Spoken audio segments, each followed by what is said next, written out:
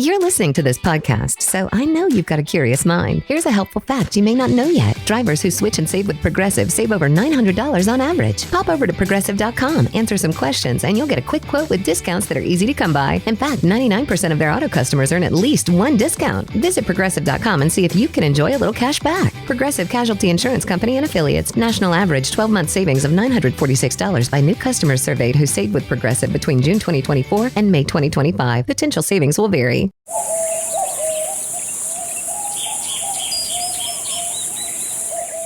As a chef, I know flavor doesn't begin in the kitchen. It begins on the land. And Westhome's nature-led Australian Wagyu is a story written in the landscape of Northern Australia. Cooking is storytelling, and Westhome Wagyu carries a story of Northern Australia itself. Raw, powerful, and deeply authentic. It's a testament to the passion and care raised in the rhythm of Northern Australia. I'm Chef Maylin from 88 Club in Los Angeles, and I invite you to visit westhome.com/Maylin to learn more. And taste a story only Westhome nature-led Australian Wagyu can tell. That's westhome.com/MEILIN. I mean, you're living in your mother's basement writing a blog on finance? Really, you should stay off the computer, son, and get a job. Seriously. Live from FinCon, New Orleans, it's the Stacking Benjamin Show.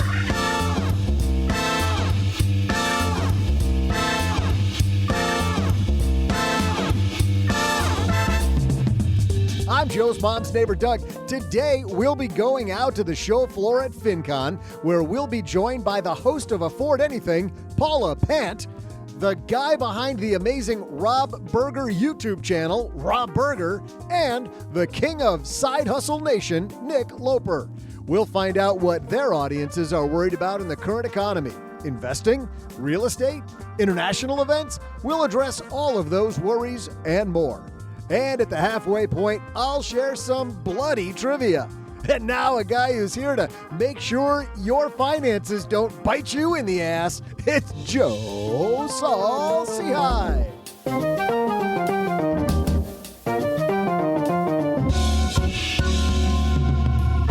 Doug, thanks so much. And I am here at FinCon 2023, and I have an all-star lineup, as everybody heard. But let's meet everyone so you know whose voice is whose.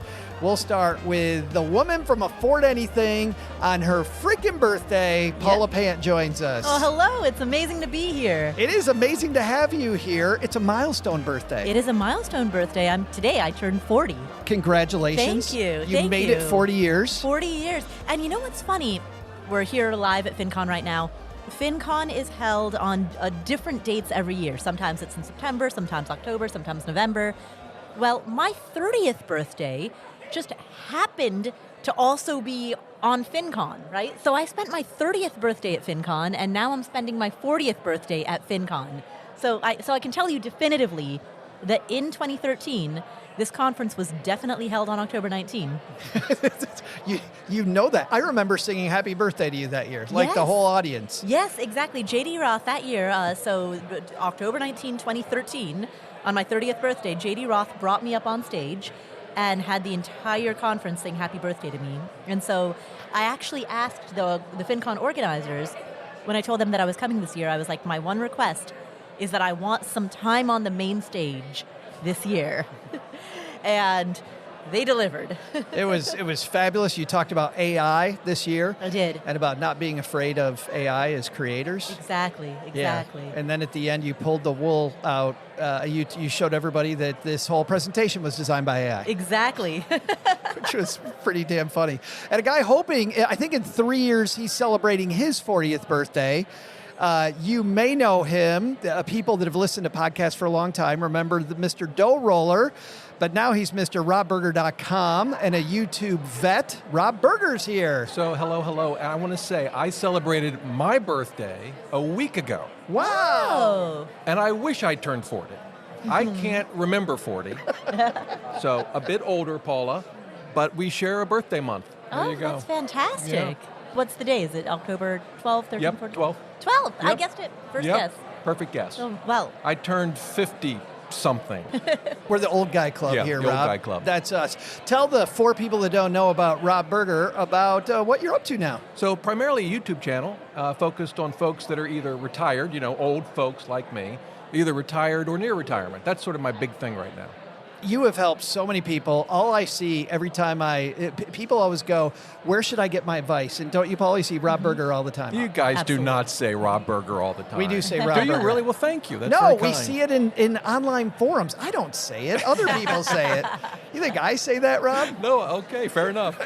And the guy at the end of the table who's been on this show, I think it's been forever, since Mr. Side Hustle Nation, one of my favorite people to sit next to at conferences because he picks up stuff I accidentally left behind. Nick Loper's here. Thanks for having me. Happy birthday to both of you. Oh, thank you.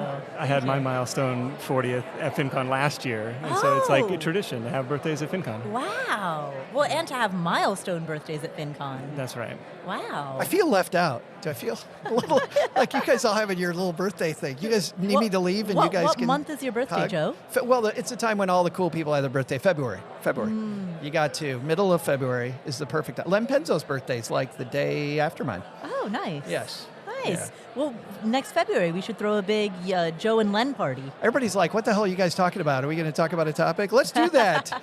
I brought all you guys on. You all have awesome brands and people that follow you. And what I love about a conference like this is we can get great minds like yours together and talk about really what's worrying your community. But before we do that, Rob, it's been forever since you've been on the show. Do you know the rules about podcasting live here on the Stacking Benjamin show at FinCon? I do not. Oh, let me share that with you. In business, there is no room for guesswork. Every shipment matters. Every deadline counts. And when you're trying to keep operations running smoothly, the last thing you need is uncertainty. That's why reliability is at the core of USPS Ground Advantage. From the moment your package is first scanned in, it moves through a secure nationwide network, aiding in a timely and accurate delivery. You get near real-time tracking so you can keep up with your shipments. And with affordable upfront pricing, there are no hidden fees or surprise surcharges to throw off your cost sheets. It all adds up to predictable deliveries you can depend on, because knowing your logistics are handled lets you focus on everything else, your customers, your team, and the future you're building. Visit USPS.com/Ground Advantage to start shipping with confidence. USPS Ground Advantage. We mean business. Wow, number 4 is a doozy. Oh, wait till you're number 7. I had a breakfast mentoring meeting yesterday with a young woman who was just amazing. She is graduating from college with a degree in wealth management, and she reached out hoping for some pointers. And listen, if somebody's in Texarkana and wants to go into this beautiful field of personal finance and helping people get their money together, that is incredible. But even more incredible is how she reached out, how she was trying to network. And I was having a discussion that finding the right person and avoiding the wrong person for a role, that's what can make or break an organization. And we just don't see that many qualified people. So how do you find them? Well, Indeed Sponsored Jobs is a boost whenever you need to find quality talent. If you're hiring, Indeed is all you need. You can stop struggling to get your job post even seen on other sites. You'll match with quality candidates with Indeed's Sponsored Jobs. Get matched with and hire quality candidates who can drive the results you need. Reach candidates who meet your specific criteria like skills, certifications, or location. It drives me crazy when I'm matched with all kinds of people who aren't a fit. I don't have that kind of time. People are finding quality hires on Indeed right now. In the minute I've been talking to you, companies like yours made 27 hires on Indeed, according to Indeed data worldwide. Sponsored jobs posted directly on Indeed are 95% more likely to report a hire than non-sponsored jobs. Spend less time searching and more time actually interviewing candidates who check all the boxes. Less stress, less time, more results. When you need the right person to cut through the chaos, this is a job for Indeed Sponsored Job. And here's what's cool, Stackers. You're going to get $75 in sponsored job credit to help get your job the premium status it deserves at Indeed.com/podcast. Just go to Indeed.com/podcast right now and support Stacking Benjamins by saying you heard about Indeed right here at Stacking Benjamins. Indeed.com/podcast. Terms and conditions apply. Hiring, do it the right way with Indeed. All right, Rob, you got the rules? I've got it. All right, we've got Rob Berger here, Nick Loper, Paula Pant. Let's get started.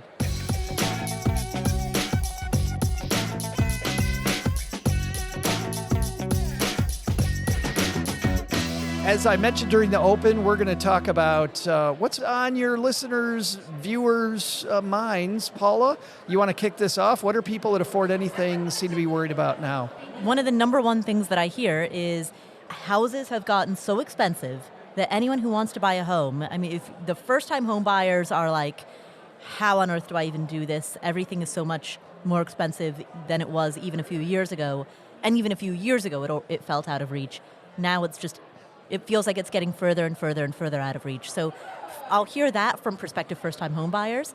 And meanwhile, people who already have homes are like, man, the home that I currently live in, I would not be able to afford it if I were to buy it today at today's interest rates and at today's higher prices. So people who are existing homeowners feel stuck, and people who are prospective first-time home buyers feel shut out. And so that seems to be the concern that I hear. Yeah, Rob, I saw a piece recently, I think it was in the Wall Street Journal, about how people, I'm asking in our old guys club, people looking to downsize their house are finding that they're not spending a lot less money. They're getting less house, but because interest rates are different, like this ability to downsize their property, not what they would have hoped it would have been. No, it is a tough environment. And the old folks like me remember when interest rates were even higher than they are today. Yeah. But the problem is, so many folks have mortgages at such low rates that it's almost like the golden handcuffs. They're sort of stuck where they are, whether they want to move up or, as you say, downsize.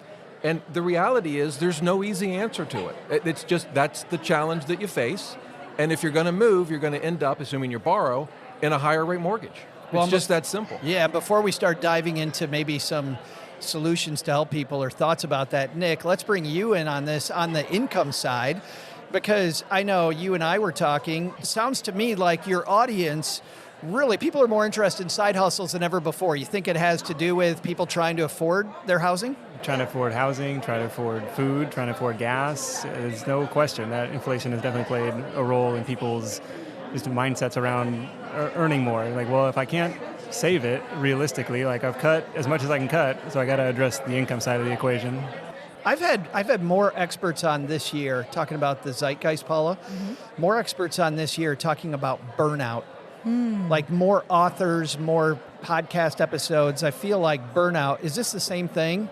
Like housing prices through the roof. I'm trying to chase, like Nick's talking about. Is burnout and rising prices? Well, it's funny because burnout almost seems to be the opposite of starting a side hustle, right? Like starting a side hustle is, hey, I want to work even more, at least for... No, I'm talking about I have the side hustle for like 6 months and now I'm doing 2 jobs and now I'm fried. Oh, I see what you're saying. Yeah. I mean, I think, honestly, and well, Nick, you can probably speak to this better than I can, but I think if your side hustle is really frying you that much, you're doing it wrong.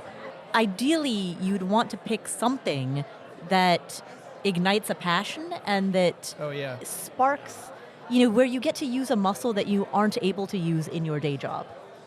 So you can sell your time, you can sell your expertise, you can sell... there are a lot of different kind of variations it can take. Like certainly driving for DoorDash, you're going to get burnout. Gig economy, you're going to get burnout. But selling some form of expertise where you're a little bit more leveraged in that, ideally, if it can be something that you're not doing at your day job, so you have that variety, that seems like the formula for a healthier, balanced diet. Well, we might have the expert here. Nick, what do you think about that? Yeah, the last thing that you need is a second job that you come to dread doing. And that's always been my benchmark of like, well, when do you quit a side hustle? Like when you dread doing the work, like that's a good red flag that you should probably stop doing that. But it's tough because you got to figure out a way to do something. And a guest on the show kind of put it that way, and he was looking at making some, initial inventory investment for his e-commerce business. And I was like, well, weren't you nervous about making that investment? It was a few $1,000s. He's like, yeah, but at a certain point, you got to do something, or tomorrow looks like today. And it's like, if the pain of inaction becomes too great, then maybe that's enough to get you off the fence and do something about it. Rob, I want to get back to this main question, though, about housing with you. I saw somebody, I think it was a TikTok video, somebody saying that and I love him, for people listening, Rob's kind of rolling his eyes a little bit. So, but this woman, her assertion was, interest rates come down, right? Interest rates come down. We actually will see a flood then of houses and buyers, and we'll actually see real estate prices fall. Do you expect real estate prices to fall if interest rates start coming back down? Well, normally when interest rates fall, asset values go up. Normally asset values move in opposite direction of interest rates. We're not seeing that at the moment, actually, though, right? Interest rates are going up and values are also going up. Yeah. But part of that is, again, because the folks with 3% interest rates aren't selling. Tight market. And so there's a supply issue, right? Eventually it's going to work itself out. It may be painful between now and then, but these, the key to remember is nothing lasts forever. Every environment changes. I don't think personally that interest rates are going to come down significantly anytime soon. That being said, I'm the worst at predicting future interest rates. So if you want to know what the interest rates are not going to be, ask me my prediction. I love that. Well, and we shouldn't be betting anyway, right? I mean, betting is a dangerous place to be. Yeah, I mean, we are where we are. You got to make the best decisions you can with where the interest rates stand now. The other thing is if you end up buying a house now at a higher interest rate, when the rates do come down, eventually they will, you'll refinance. Mm-hmm. Marry the property, date the rate. Well, so here's the thing. Let's say I'm forced to move right now. That's really good. Let's say Paula's got to say TM. I wasn't the one who coined it. I learned that somewhere. Well, I've never heard anybody say TM, so you might want to get on it then. You could trademark it. So let's say somebody's forced to move right now, right? So do I buy as much house as I possibly can, knowing that it might barely fit my budget, Rob, and then when interest rates come down, I do the refinance? Or do I play a more conservative game than that? Well, I don't think I'd buy as much property as I could possibly afford just for the sake of doing it. You might do that, because you need a certain size house or you want to be in the right school district for your kids. And if it's for reasons like that, then yes, I would stretch if I could. And like you said, eventually, rates will come down, hopefully, at least a little, and you can refinance. But I wouldn't just, max my budget for the sake of maxing my budget. Paula? Yeah, I think if you're an existing homeowner, to the extent that you can stay where you are, or at a minimum hold on to that property, turn it into a rental if you're going to go elsewhere, to the extent that you can avoid giving up a low-interest mortgage, do so. Yeah. Do you like that, Rob? Absolutely. If you can stick with that 3% loan that you've got, or 2.5% loan? Yeah, absolutely. Yeah. Nick, when did you move? 2021. Yeah, so interest rates were still pretty good then, right? Yeah, we're at 3%. Yeah, that's fabulous. But we had to buy the house sight unseen because the market was just nuts. Crazy. Did you have to pay over asking price? Yeah, but not as much as everything else that we bid on. Yeah. Everything else was going minimum $100,000 over. And it was like, I don't know, it was a crazy time. Listings would come out Thursday, Friday. By Saturday night, Sunday morning, they were gone. And so every week you go through this mental gymnastics of imagining yourself in this house, in this neighborhood, in this school district, and trying to figure out what that would look like, and just week after week after week, and just getting outbid and forget Insanity. it. And for that reason, this is a very good time to buy because competition is low. Home buying is at its lowest rate since 1996, and so when interest rates go down, there's a risk that we could have a repeat of that, a repeat of the kind of conditions that home buyers were facing in 2021 that you just described, Yeah. Nick. And I will add, I mean, there's no shame in renting too, because we're looking at my brother shopping for houses and condos. It's like, wait, so I got to put down, 20%, and for the privilege of almost doubling my monthly payment, and it does not pencil out. Oh yeah, I'm a renter in my personal residence in New York. Yeah. Paula, what is your kind of rubric for rent versus buy? I look at the price to rent ratio, and if the price to rent ratio is, you'll see it tilted either towards renting or buying, right? So For high cost of living areas, typically, like Manhattan, where I live, well, I'll just put numbers to this. So I pay $4,400 a month to rent the apartment that I live in. Holy cow. It's 600 square feet, which is considered gigantic. Isn't that amazing? Yes. It's roomy. She can Yes. have a can of Spindrift and a pencil. Yeah. Yeah. Yeah, so I pay $4,400 a month to rent 600 square feet.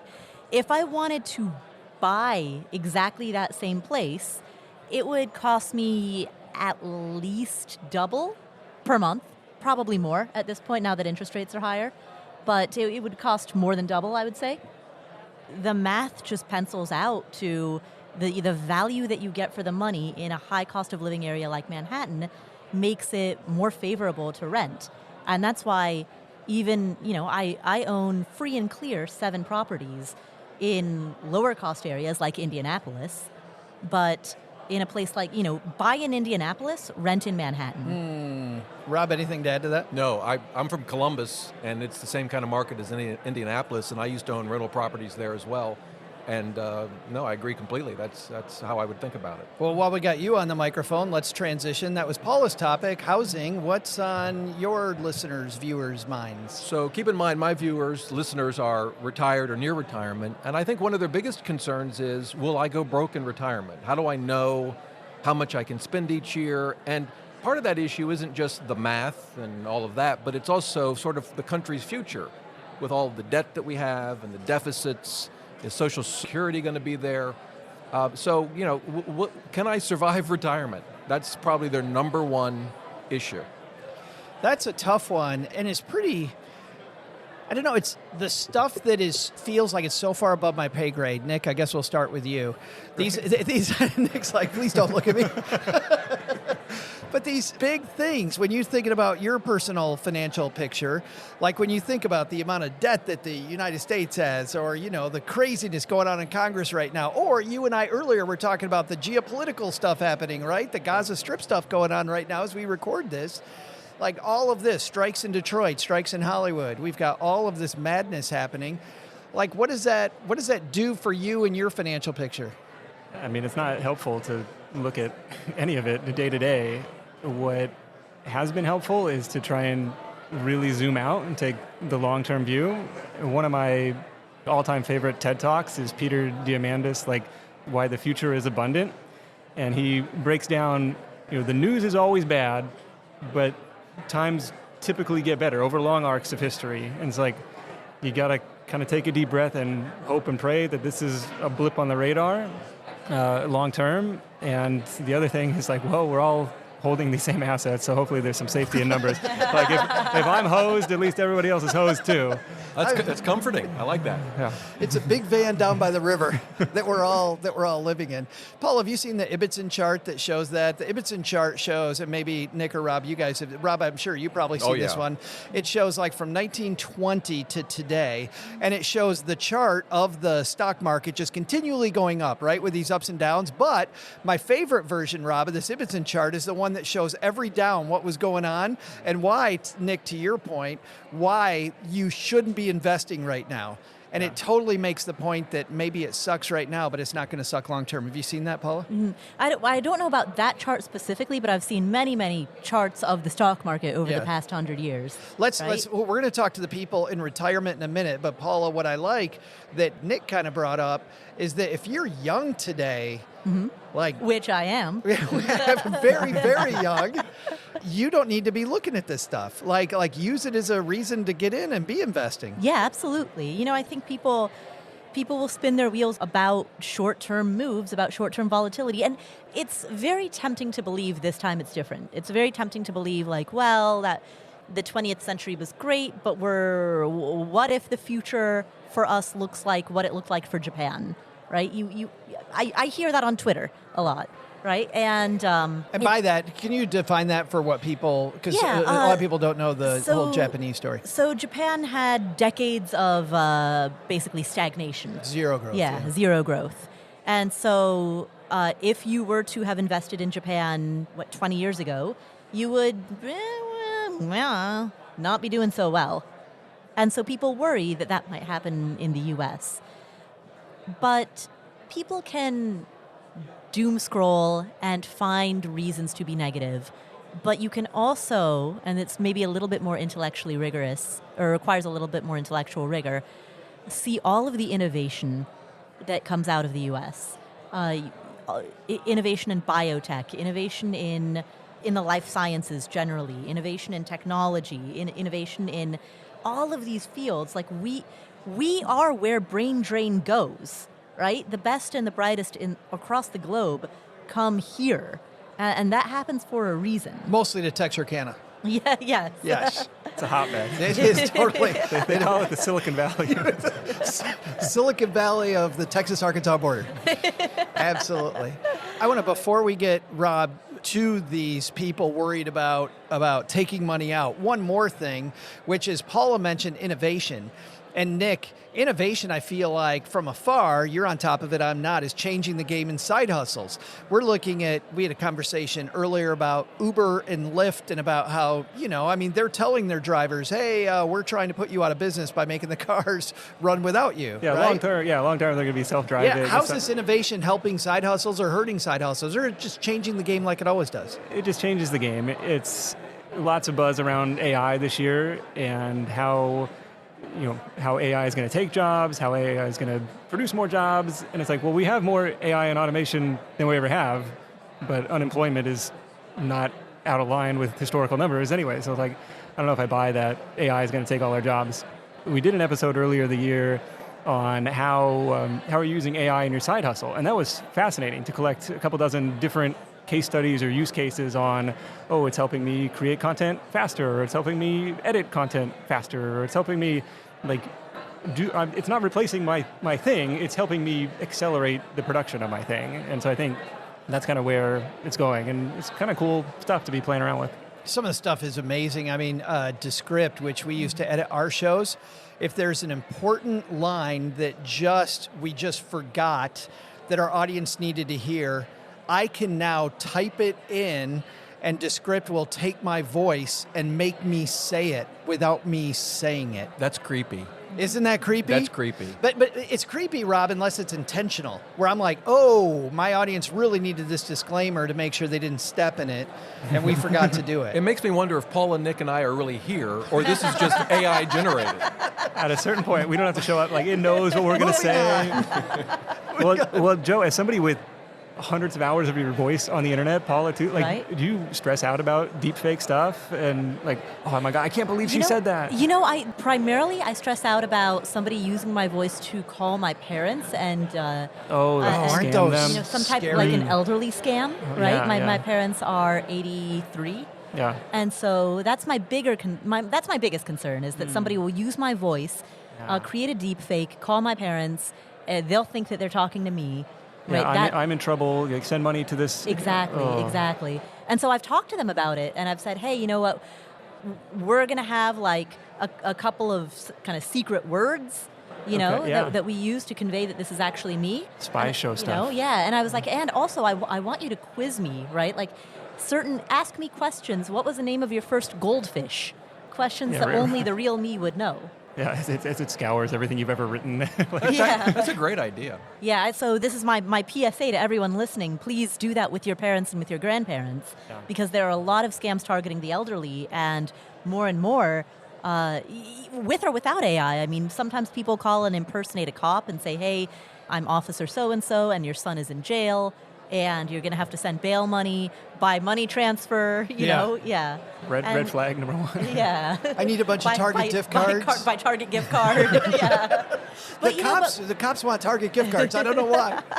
But people fall for it, and people lose their life savings on that. So. I would leave my son in jail for a couple of days. So I just need to verify a couple things. Yeah. Yeah, I think you're probably not who you say you are. Dad!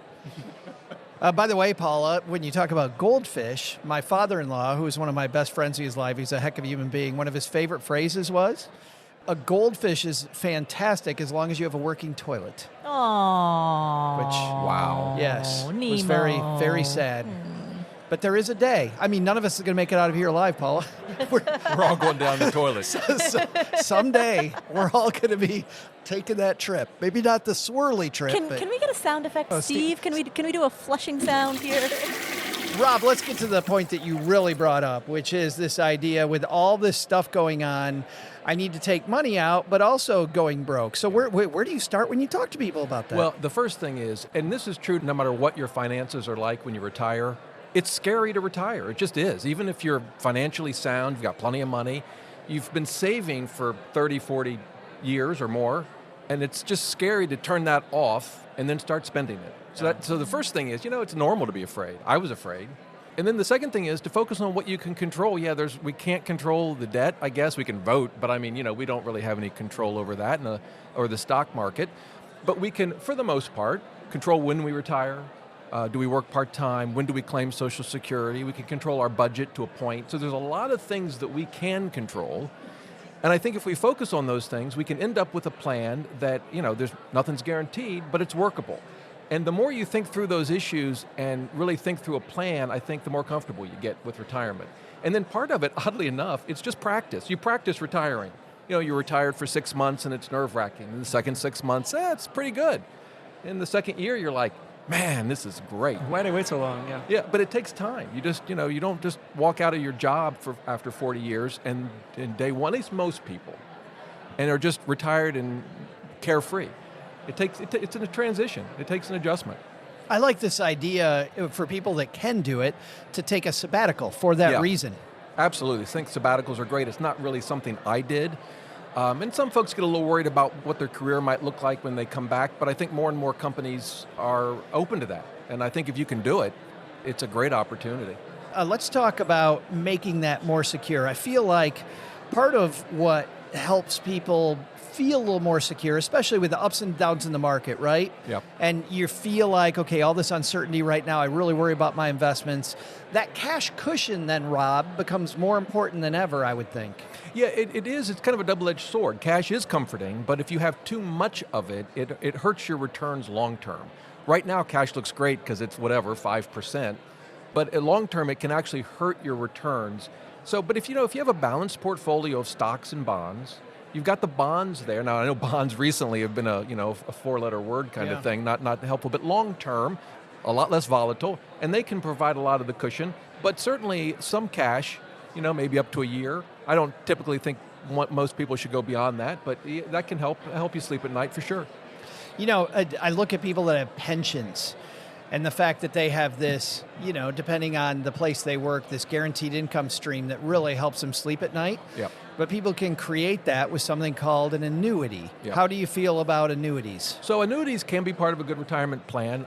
They're particularly useful when you think about the possibility that you live to be 100, right? This longevity, and they're going to pay out until you die. I think the first thing to do, though, is to think through how you're going to claim Social Security. The best quote-unquote annuity is to defer Social Security until you're 70. At least if you're married, it would be for the higher income earner. But that's really step one. Is that based on like your family's life expectancy, though? What do you mean? I mean, like if you've got a family that has a history of kicking it at 68. Well, though certainly if you have some chronic health issues and you don't think you're going to live to a certain age, then you might take it earlier. But if that's not the case, delaying Social Security, because you get that 8% bump each year after full retirement. It's a great return. Yeah, and then once you start taking it, it's adjusted for inflation, at least until our government runs out of money. That's really step one. But beyond that, an annuity can be part of a good retirement plan. Just keep in mind that annuities today are not adjusted for inflation. Eventually, inflation will eat away at an annuity, but it certainly could be a part of addressing the longevity risk. Yeah. I'm thinking about when you're talking about how do I survive, another thing we've talked about a lot here is purpose. About people get into retirement. I had this purpose my entire life, and studies that we've seen back when I was with American Express, and I think it's still is true today. People have like 18 months of euphoria, and after that, there's this deep, like, what am I here for? It seems to me, Nick, that a side hustle is a great thing to kind of help you ease into that retirement period. Do you see people that are leaving work and are then coupling into side hustling kind of as a bridge transition to retirement? It can definitely be a good halfway step before you're like, okay, I'm fully retired now. And we see people like, okay, I'm gonna backdoor into this consulting project, and I'm gonna do that for 6 or 12 months, and then I'm gonna call it, or they didn't renew my contract, and that's fine. So we do see that, but you think about the core ingredients to happiness, like going back to like Freud and Tony Robbins, right? It's like love, your relationships, like who you surround yourself with, work, what are you doing, how are you spending your time, and then this like progression towards mastery on something, and maybe it's gardening, maybe it's golf. Like you gotta have something you're working on to like feel like you're being productive with your days. I love Paula Westmoss's book where he talks about the average happy retiree has 6 hobbies. And I frankly think, Nick, to your point, that the word hobby is a little understated. It's got to be more of I also hate the word passion, but you know what I'm talking about. Right, exactly. Well, I think you need something. People love projects, right? Like no matter what you're doing, you need to be creating, building, doing, right? Like that's innate to human nature. And a lot of times people will be able, when you're working, you're able to build or create in the course of your job. So when you no longer have a job, you still need some way of building, some way of creating, some way of doing something. Rob, you bridged that transition yourself. You said it was a struggle also for you. Was it the emotional roller coaster? Yeah, absolutely. I drove my wife crazy for a good year. Yeah, you drive us crazy. Actually, so she would say I've driven her crazy for 35 years, but one year in particular, it was a hard transition for me. I actually retired and then went back to work. I worked at Forbes for 2 years. Not because I needed to, it was kind of fun, but it took me a while to figure this all out. What side hustle help? Well, I do side hustles now. My YouTube channel is a side hustle, and I have a lot of hobbies. I think that's so important. Well, we've got one more person, the gentleman on the end of the table here, Nick Loper, is going to go. But before that, we need to have a trivia question. Paula, dun, dun. Doug, we're going to throw it back to you, back in Mom's basement. What's today's trivia? Thanks, Joe. Sounds like you're having a great time down there without me. Hey there, Stackers. I'm Joe's mom's neighbor, Doug. One of my favorite authors is New Orleans native Anne Rice, who wrote Interview with a Vampire. When that movie came out, a lot of people told me I look just like Brad Pitt. They still do sometimes. Come to think of it, people have also said I look a lot like some other movie vampires. Must be because I'm so mysterious. Bram Stoker's Dracula, the most famous vampire novel, was originally submitted as a work of nonfiction based on weird occurrences the author had witnessed. Sounds like he partied a little too hard one weekend, huh? After his publisher refused to print the book as a true story, Stoker rewrote it as the version we know today. I can't believe they still put it in the fiction section, though. Nearly 100 years after Dracula was first published, Stoker's original text was discovered stashed away in a barn in rural Pennsylvania with the first 102 pages missing. Oh, spooky. Shortly thereafter, it was purchased for tons of Benjamins at a private auction by Microsoft co-founder Paul Allen. Well then, I guess the untold story of Dracula is the one piece of knowledge that Paul has over me. While Joe, Rob, Paula, and Nick are in the Crescent City, let's give you some Dracula Meets New Orleans trivia. Which oral hygiene product was invented in New Orleans? I'll be back right after I take a vampire out to a juicy steak dinner. Steak and extra rare. Come on, people, there were 2 jokes there. Keep up. You're listening to this podcast, so I know you've got a curious mind. Here's a helpful fact you may not know yet. Drivers who switch and save with Progressive save over $900 on average. Pop over to Progressive.com, answer some questions, and you'll get a quick quote with discounts that are easy to come by. In fact, 99% of their auto customers earn at least 1 discount. Visit Progressive.com and see if you can enjoy a little cash back. Progressive Casualty Insurance Company and Affiliates. National average 12-month savings of $946 by new customers surveyed who saved with Progressive between June 2024 and May 2025. Potential savings will vary. You didn't start a business just to keep the lights on. You're here to sell more today than yesterday. You're here to win. Lucky for you, Shopify built the best converting checkout on the planet. Like the just one tapping, ridiculously fast acting, sky-high sales stacking, champion of checkouts. That's the good stuff right there. So if your business is in it to win it, win with Shopify. Start your free trial today at shopify.com/win.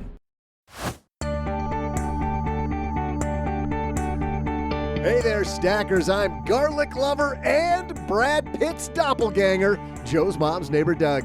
Today's trivia question is, what oral hygiene product was invented in New Orleans? The answer?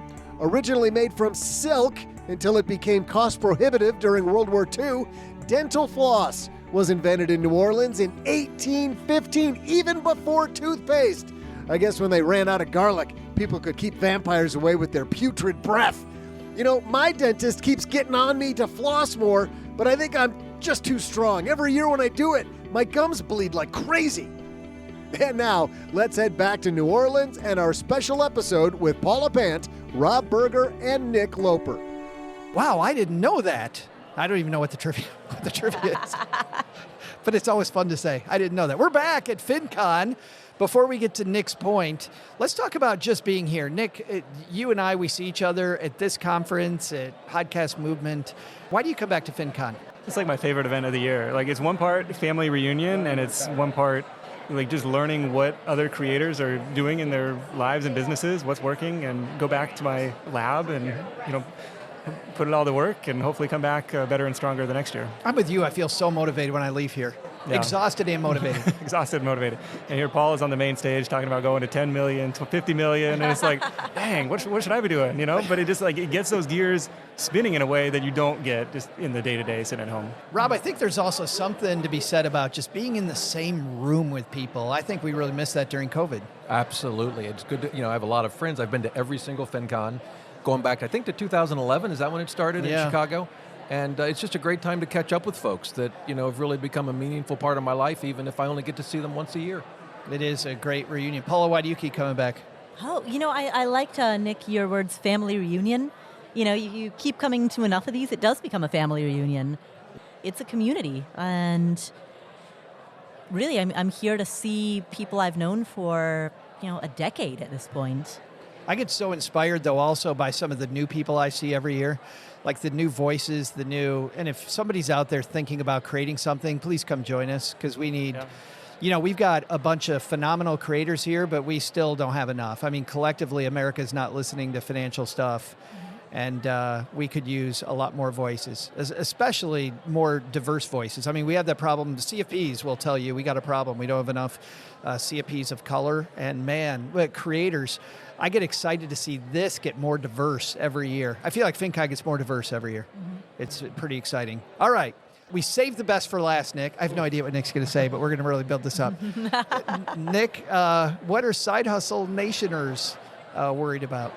I mean, outside of the inflation stuff, some of the biggest things really going on in the last month or two have been related to algorithm updates, platform changes.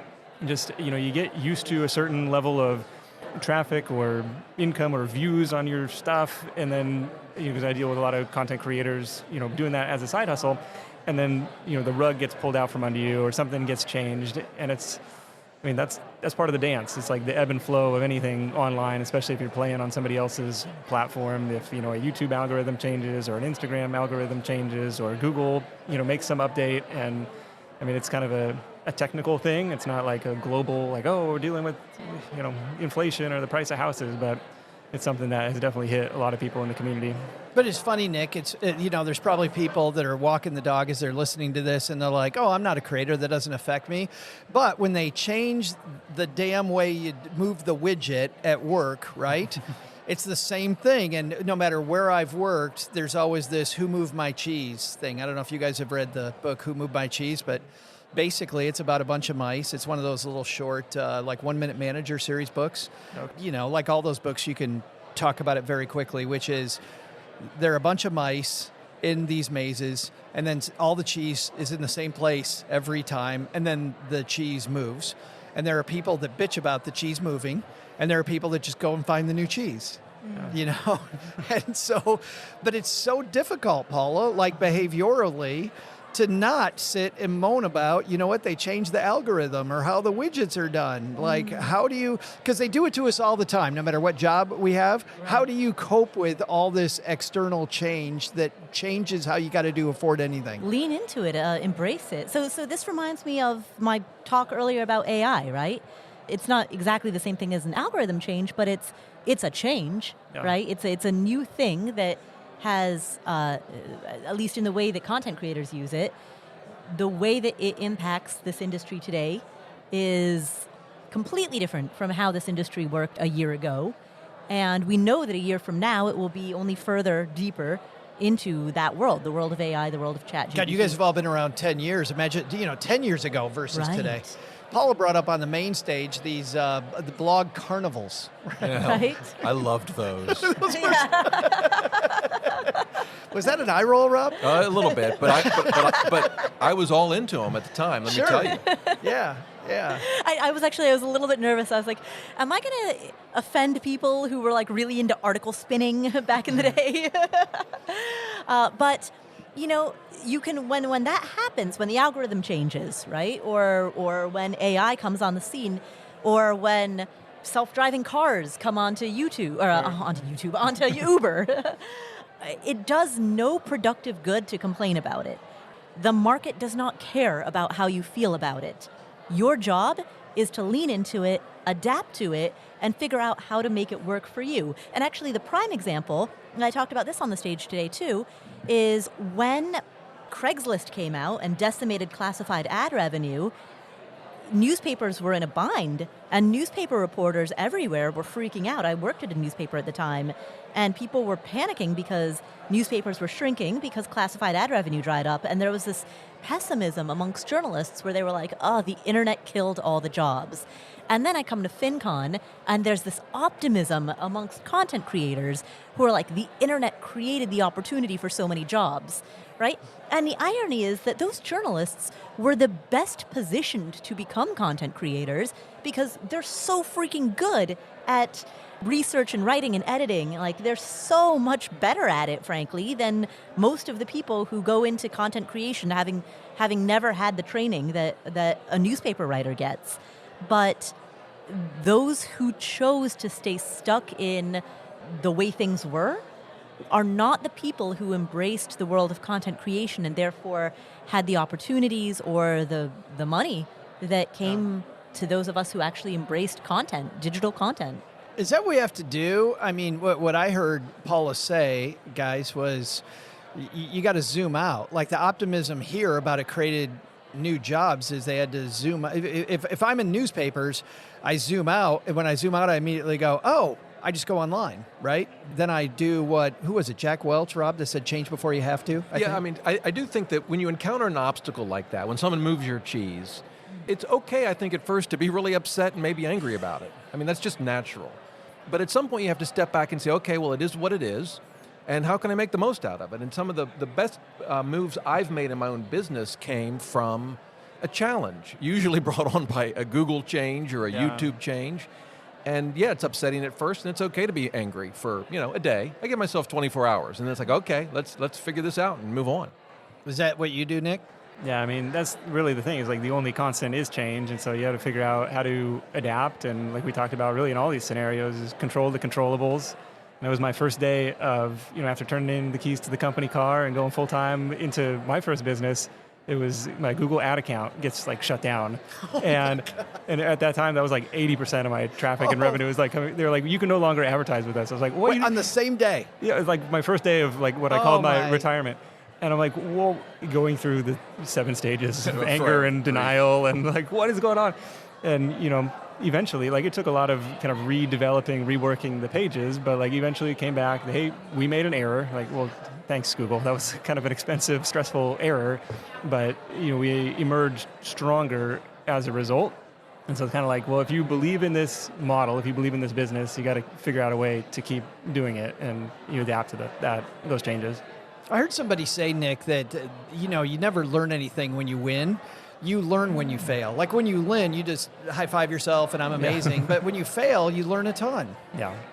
We talk about this in the hallways here. Like, when things are rolling, and you're like, I am a marketing god. Like, this is amazing. And you grow. Look at the genius. And you grow accustomed to that level of success so fast. Like, that becomes your new normal. And as the second it gets pulled away, you're like, oh, I'm an abject failure. Never mind that you're like still probably better off than you were, 12 months ago. Do we got to do that, Paula? Do we got to take some time and instead look in the rearview mirror and say, look at how far I've come? Yeah. Well, I think it's important to do both. Look in the rearview mirror and be proud of how far you've come, but also look at people who are 10 miles ahead of you and say, you know what, why am I not there? Let's get there. Swim in the lane next to the faster swimmer. Oh, I love that. I love that. You are, Rob, who you surround yourself with. Well, so you know, I took swimming lessons, and they would put us in the lanes from the fastest to the slowest, and I was at the far end in the slowest lane. Now, I don't know what that means for this podcast or any of the questions you've asked, but it comes to mind with Paula's comment. I am the all-time worst swimmer. My son, when he moved to Seattle, he wanted to meet people, so he joined a swim team. He was the captain of a swim team in high school. So didn't swim. He swam a little bit during college years, but so he moves to the Pacific Northwest, doesn't know anybody. And his first day, they're like, oh, get in the lane with this guy. And there's a guy who's like in his late 70s, maybe 80 years old, and he's like laughing. It turns out this dude won the silver medal at the Munich Olympics. And this guy, he's like, I never felt so out of shape. I was just regularly getting my ass kicked by a 78-year-old man. But I will say that Paul's point is a very good one. I think there should always be people in our lives that we're helping, that we're mentoring, and then those that are mentoring us, so you can learn and get better. And I think, a good mix of that is very healthy. And that's another reason to show up at events like this. Yeah. I've learned so much from coming to these things for 8-9 years, and just it rubs off, and you just learn from people smarter than you, farther ahead than you, or further ahead than you, and you take that back home and put it into place. You know what I like about that too, Nick, is there's a little bit of that maxim that I said earlier from Jack Welch, which is change before you have to. We talked to Ron Shaik, who is the creator of Panera, on the show, and he blew up Panera 4 times. And he did it during times when they were doing really well. Yeah. But he could see the future coming, and he said, listen, if I'm driving Uber right now, I got to think that this is not going to last forever. So I can wait till the change happens to me, or I can decide what my next endeavor is earlier on. And I like that approach. Yeah, it's a combination of get while the getting's good, of course, take advantage of that, but be thinking of what's my next move, or what's kind of the logical hedge against the inevitable. Absolutely. Keep one eye on the future. It's just like not getting too comfortable. Be comfortable a little bit, but don't get too comfortable. And I feel that, Rob. I'm like, whenever I do that thing, Nick, where we're talking about, I'm a genius, things are going great. I'm like, oh, crap, I'm just waiting. Yeah, and I've had that feeling, too. You're like, I don't want to touch anything. I'm afraid I'm going to break it. The sense of impending doom. Yeah, it's bad. It's huge. Well, thanks for joining us, everybody. Before we get to our last segment, the back porch, where we stop talking about money, I want to ask you guys a question about FinCon in general, and we'll tell a couple FinCon stories before we say goodbye. But let's find out what each of you are doing where you live. So we'll start out with our end of the table, and we'll work back this way. Nick, what's going on at Side Hustle Nation right now? Side Hustle Nation, we're working on closing out the year strong with a bunch of creative side hustle gigs on the Side Hustle Show. Would love to have you tune in wherever fine podcasts are sold. I find spring and summer kind of the best times to work. I'm in Seattle area too, and so it's kind of rainy and gray, and the kids are back in school, and it's kind of before the ski season sets in. So it's a good time to get some stuff done. That's fabulous. And Side Hustle Nation, fantastic. And if anybody's looking for that next side hustle, or even if you just want to be a voyeur and hear about some crazy ass side hustles, Nick's got those too. Hundreds of episodes to choose from. Rob, what's going on at robberger.com? So the YouTube channel has been very fulfilling. It's been great, helping people figure out retirement. That's been my focus. I do a live show every other week where they try to trick me, I think. They pummel me with questions. So I do that live show, and it's just been a lot of fun. And I'm also writing my second book. Awesome. Maybe a year from now you can ask me if I'm still writing it. Probably will be. That's okay. And that's keeping me pretty busy. That's fabulous. And we'll link to the YouTube channel as well as Side Hustle Nation, as well as what's going on at Afford Anything. At Afford Anything, we are just starting to build out our YouTube channel. So, Rob, I admire. I'm at the beginning stages of being kind of a brand new YouTuber. We've long uploaded the podcast audio only to YouTube, but now we have actual video, so you can see our actual faces. But it's quite a feat, and it's something that we're putting a lot of work into. We don't really have a big audience there yet, so please come to the Afford Anything YouTube channel as well, and join us and help be one of our founding viewers. And that's at Afford Anything, where Finer Podcasts. No, it's at youtube.com/afford anything. Which is youtube.com/Rob Berger. I don't even know. We'll have a link in the show notes at Stacking Benjamins. And of course, where you're listening to us, just pause and go subscribe and follow Side Hustle Nation. All right, time for our last segment of the show, which is the back porch, where we talk about whatever's on our mind. And what's on my mind today is you guys are all FinCon long-timers.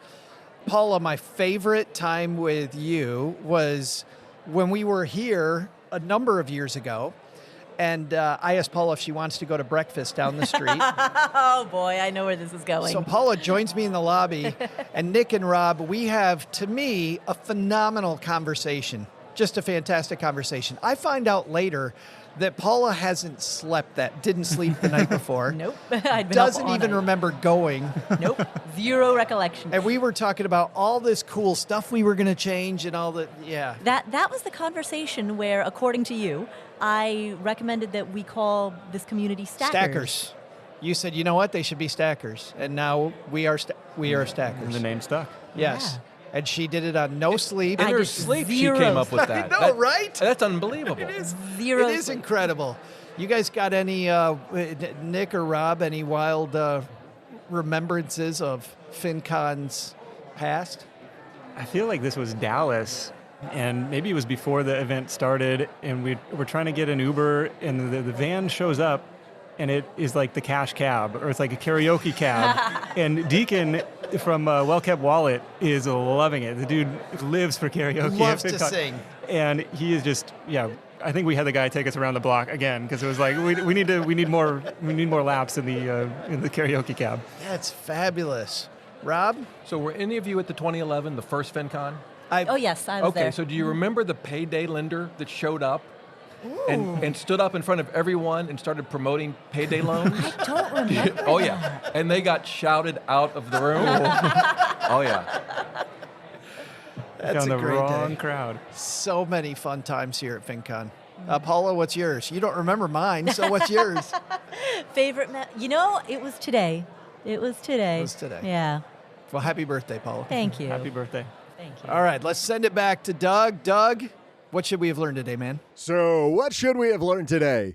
First, take some advice from our roundtable team. Think long-term with your investments and think about both sides of the equation, not just saving and investing, but also earning more money. Second, world events?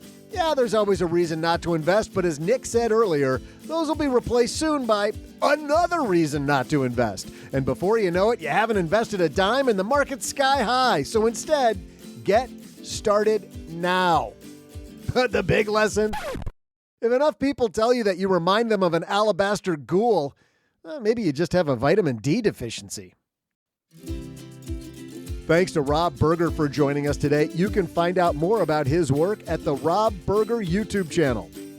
Also, thanks to Nick Loper for joining us. You can find more about Nick at sidehustlenation.com. And finally, thanks to Paula Pant for hanging out with us today. You'll find her fabulous podcast, Afford Anything, wherever you listen to finer podcasts. We'll also include links to all of these people in our show notes at stackingbenjamins.com. This show is the property of SB Podcasts, LLC, copyright 2023, and is created by Joe Saul-Sehy. Our producer is Karen Repine. This show was written by Lisa Curry, who's also the host of the Long Story Long podcast, with help from me, Joe, and Doc G from the Earn and Invest podcast. Kevin Bailey helps us take a deeper dive into all the topics covered on each episode in our newsletter called The 201. You'll find the 411 on all things money at the 201. Just visit stackingbenjamins.com/201. Wonder how beautiful we all are? Of course, you'll never know if you don't check out our YouTube version of this show, engineered by Tina Eichenberg. Then you'll see once and for all that I'm the best thing going for this podcast. Once we bottle up all this goodness, we ship it to our engineer, the amazing Steve Stewart. Steve helps the rest of our team sound nearly as good as I do right now. Want to chat with friends about the show later? Mom's friend Gertrude and Kate Youngkin are our social media coordinators, and Gertrude is the room mother in our Facebook group called The Basement. Say hello when you see us posting online. To join all the basement fun with other stackers, type stackingbenjamins.com/basement. Not only should you not take advice from these nerds, don't take advice from people you don't know. This show is for entertainment purposes only. Before making any financial decisions, speak with a real financial advisor. I'm Joe's mom's neighbor, Doug, and we'll see you next time back here at the Stacking Benjamin Show.